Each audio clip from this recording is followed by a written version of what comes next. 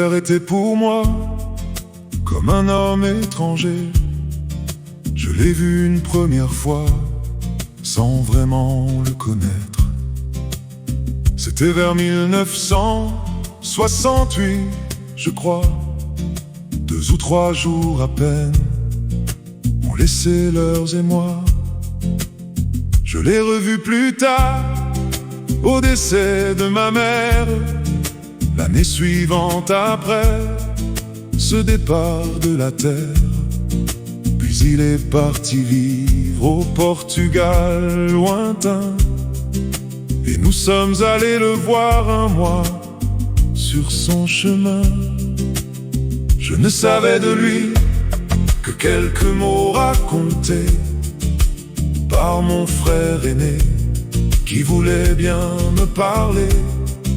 Longtemps j'ai cru qu'un jour il nous avait quittés, sans que ma mère jamais ne puisse l'expliquer. De mon père, je savais seulement quelque chose: architecte, inventeur, poursuivant 1000 causes. Puis je l'ai revu encore à 39 printemps, en 1992 exactement. Le Vietnam alors m'a repris dans ses bras, comme un pays perdu qui m'attendait déjà. J'y revenais souvent, presque 2 fois par an, jusqu'à l'an 2000, en suivant l'appel du temps.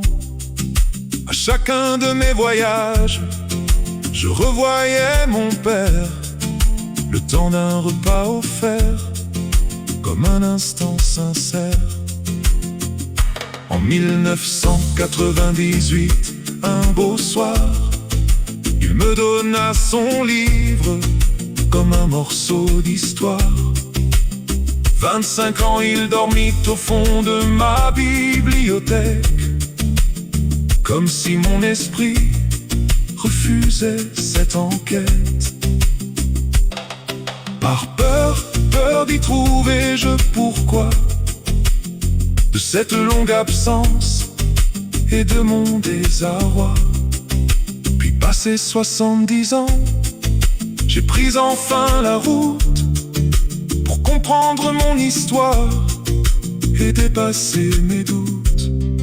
Je l'ai fait pour moi-même et pour ceux après moi, mes enfants, mes petits-enfants qui portent un peu de moi. Grâce aux écrits laissés, aujourd'hui, je découvre, au fil des souvenirs, l'homme qui n'a jamais vu mon enfance fleurir. Mon père fut longtemps une ombre dans mon cœur, mais ces mots font enfin renaître sa chaleur.